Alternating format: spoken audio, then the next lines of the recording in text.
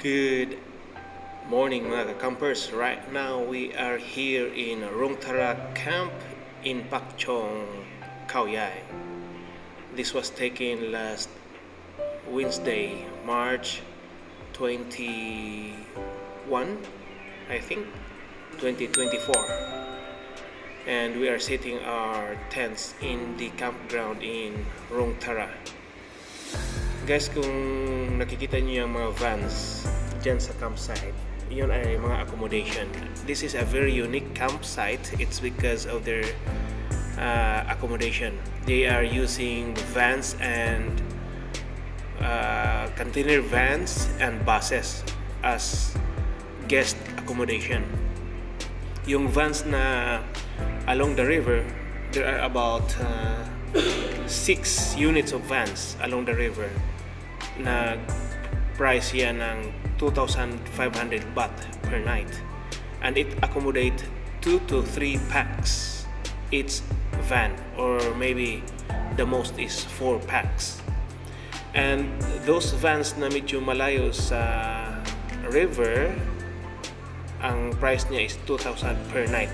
And take note, those vans for accommodations are air conditioned.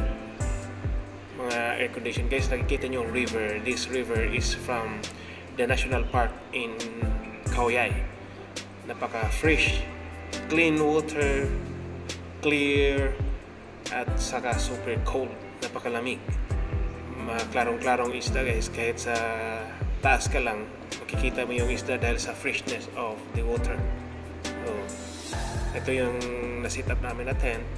So kung mag-tent kayo guys, may sarili kayong tent, ang rate is 200 per packs. Okay, wala nang bayad yung tent kasi sarili mo naman yung tent. So per head na lang yung count nila, 200 per head. Kung magrenta naman kayo ng tents, depending sa gaano kalaki, yung kagaya sa tent na ginamit namin, that is 700 plus per head. So abot siya ng 1,000. Kung dalawa kayo, 1,100. 1,200. So sarili naming tent, we only pay 400 for each of us. Then yung van nga katabi namin guys, accommodation is 2,500. Sabi ko nga, if along the river, the accommodation using that van is 2,500. And sa taas makita nyo, may una kong vlog, yung ground vlog ko. Ito is aerial footage. Yung sa ground vlog ko, nakikita yung buses na mag-accommodate to 6 to 8 packs sa isang bus. Kasi by rooms yun, by rooms yung bus. May sarili ng toilet. Itong mga vans may sarili na rin toilet. So very comfortable, very convenient. And yung building na nakita nyo guys, yun ang office. Then yung sa katabi is the cafeteria or the canteen na sabi ko na rin dun sa ground vlog ko. And sa likod may mga greenhouses doon for their plants. May mga tanim sila doon. And hindi ko na lang babanggitin kung anong plants kasi sensitive sa ibang country yung mga plants na tinatanim nila dito. And in this campsite, meron din silang boats. So, kung mag-water activity, pwede kayo mag-boating. May mga tube din sila, water tubing, meron din. And in the river, meron din silang mga swings. So, nakikita namin sa past videos nila, may mga guest nila na naliligo. They're climbing the trees and then jump into the water, plunge into the water. Napakagandang water activity. So inikot natin guys, pababa tayo sa river. Ito yung mga accommodation na nasa likod ng building. May 3 more vans along the river. Sabi ko nga is 2,500 per night. And may isa pang bus dito sa likod. Sa front ng campyard, may 2 buses, may 2 container vans, and may 6 na vans. Magkaiba yung container vans at saka yung vans mismo. So, yung container van, I think, is pareho lang din ang presyo ng van, 2,500. It accommodates. 2 to 3 packs or the most 4. So kasi palupat na yung drone ko guys, hindi ko masyadong pinatagal yung flight ko at saka pinalan ko na rin kasi napalipad ako ng 2 bars lang. So ganyan kabilis na kunan ko ang aerial view ng Rong Tara Camp. So kung may walang mga tents, puno na rin yung itong mga buildings guys, may mga accommodation din naman dito sa loob. Prayer rooms, I don't know if how much prayer rooms. Sa pagkakaalam ko may 1,400. It accommodates 3 to 4 packs, 1,004.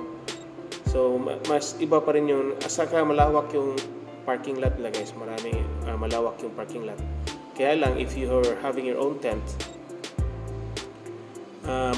magbubuhat ka talaga ng mga gamit kasi hindi pwedeng mapuntahan ang campyard ng cars. So maghahakot ka talaga. Well anyway, hindi naman ganyan kaliburious dahil may cart naman sila na available to